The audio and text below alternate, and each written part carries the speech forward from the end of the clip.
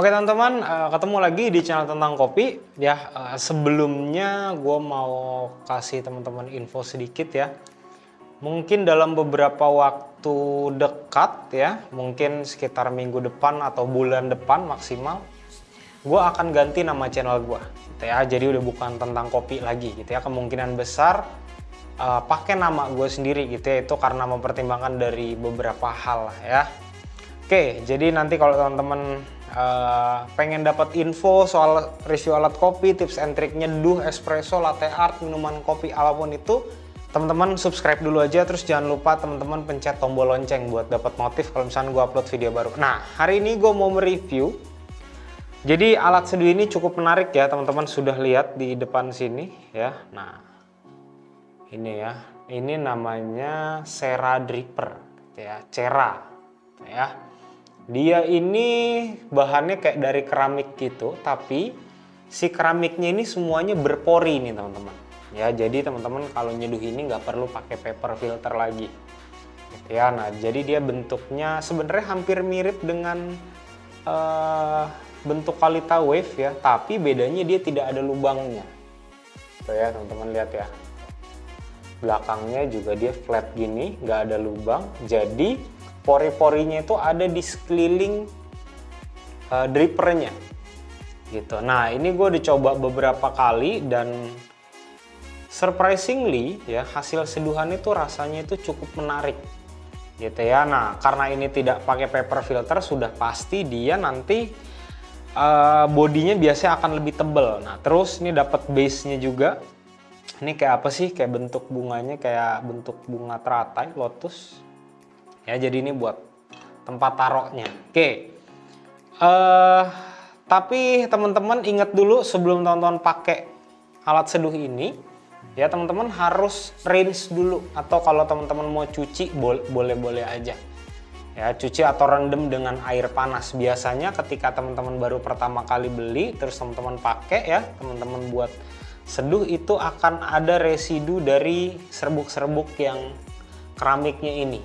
Gitu ya. Setelah teman-teman udah cukup banyak teman-teman rinse, biasanya dia residunya sudah hilang. Nah, hari ini gue mau pakainya resep seperti biasa aja, 1:15 ya. Nah ini gue pakai kopinya dari Northsider yang kopi halu wine. Kalau teman-teman pakai grinder yang ini udah pernah gue review, teman-teman silahkan cek aja, ada di sebelah sini videonya. Nah, ini gue pakai grind size nomor 15 gitu ya. Kenapa nomor 15?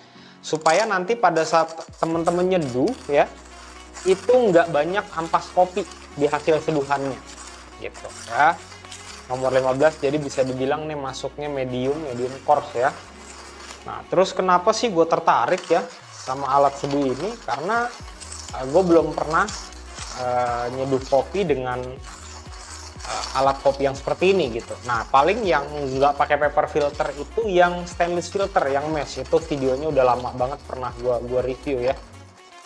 Nah, terus sebenarnya alat seduh ini nih direkomendasi ya, direkomendasinya itu pakai rasio di bawah 1:15. Jadi kurang lebih kayak 1:13 atau 1:12 gitu ya. Oke, sudah. Nah, ini gue mau bilas dulu. Karena ini sudah pernah gue pakai beberapa kali ya, jadi ini gue bilasi cukup satu kali aja. Gitu. Oke. Ya, sip. Sekarang teman-teman taruh. Kita masukin bubuk kopinya. Ini gue pakai 15 gram, 1:15. Oke, ratain dulu. Sudah. Tuang. Nah, ini gue seperti biasa teman-teman ya. Jadi gue pertama kali tuangnya itu 50 gram. Bloomingnya ini gue mau cepetin aja, gue nggak mau terlalu lama, standar lah ya 30 detik. Oke, yang kedua gue tuang 100 ml, jadi 150 ml ya. Nah, ini teman-teman tuangnya pelan aja. Nah, kalau teman-teman lihat ya, ini gue pakai teko ini teko favorit gue yang terbaru. Karena untuk flow rate airnya gue lebih gampang untuk ngaturnya. dan agitasi ke bubuk kopinya nggak terlalu tinggi. Setelah dia udah surut, masuk 1 menit 30 detik. Lanjut lagi tuang sampai 225. Nah ini gue nuangnya circular motion ya, jadi benar-benar dari tengah keluar gitu ya. Oke. Brewing time-nya ini kurang lebih sekitar 2 menit pas lah, 2 menit sampai 2 menit 20 detikan. Dari kemarin gue udah coba, hasilnya tetap sama, maksimal 2 menit 20 detik. Ini udah masuk 2 menit. Oke. Sip. 2 menit 13 detik.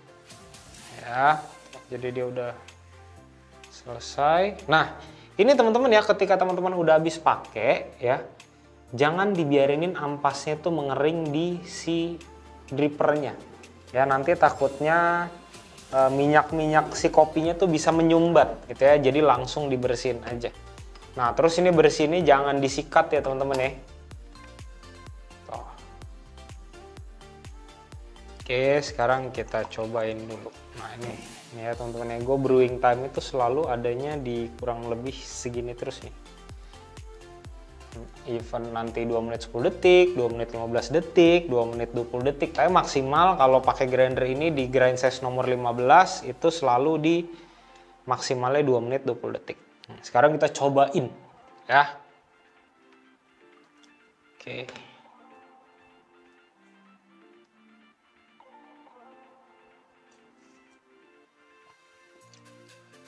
Nah, yang gue rasain di sini kalau misal halu wine ini ya gue seduh pakai V60 dengan metode yang sama,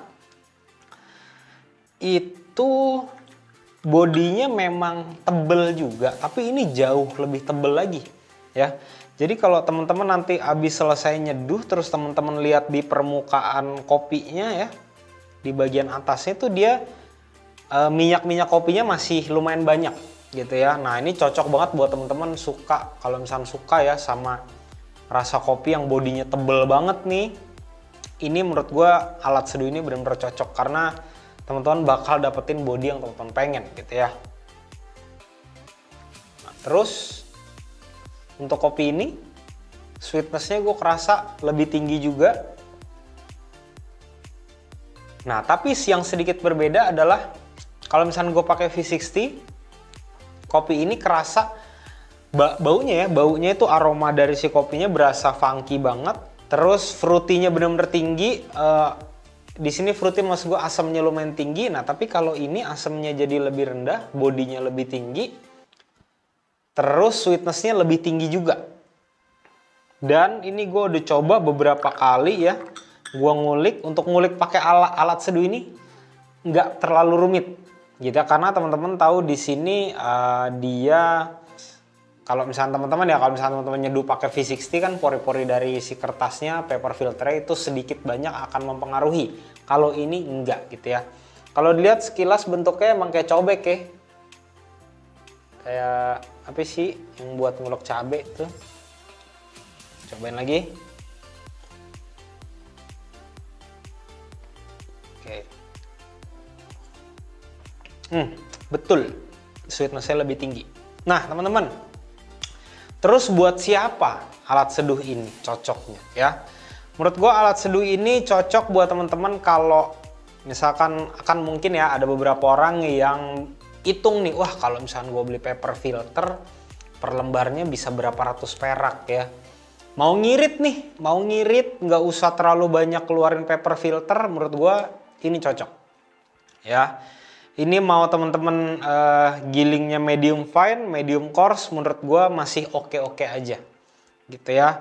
Terus kalau buat coffee shop apalagi yang misalkan dia customernya tuh base customernya marketnya banyak banget yang beli untuk kopi filter manual brew, menurut gue teman-teman layak untuk cobain alat seduh ini ya. Karena yang pertama harganya pun nggak terlalu mahal, nanti linknya langsung di deskripsi aja, lihat kalau nggak salah ini nggak sampai 250.000, teman-teman langsung cek aja, linknya udah gue cantumin ya. Terus kemarin gue udah coba juga pakai paper filter Kalita Wave, gue iseng ya, gue coba bisa juga, gitu ya. Nah nggak tahu kenapa memang kalau misalkan head to head ya Kalita Wave pakai paper filter Kalita Wave, ini gue pakai paper filter Kalita Wave, gue cobain itu tetap lebih manis kalau misalkan gue nyeduh pakai ini. Nggak tahu kenapa, gue pun belum menemukan jawabannya. Jadi gue nggak mau analisa gembel, gue takutnya ntar malah salah ya. Jadi menurut gue teman-teman langsung cobain aja, kalau misalnya penasaran langsung cek link di deskripsi. Nah buat teman-teman kalau ada yang udah pakai alat seduh ini, boleh dong sharing ya, sharing gimana resep yang teman-teman pakai, terus kopinya apa, rasionya berapa, nah tulis di kolom deskripsi aja ya. Kayaknya segini aja ya video review gue mengenai Sera Dripper ini. Kalau misalnya teman-teman ada pertanyaan mengenai alat seduh ini, langsung tanya di kolom komentar aja. Oke teman-teman, sampai di sini videonya. Sampai ketemu di video selanjutnya. Terima kasih.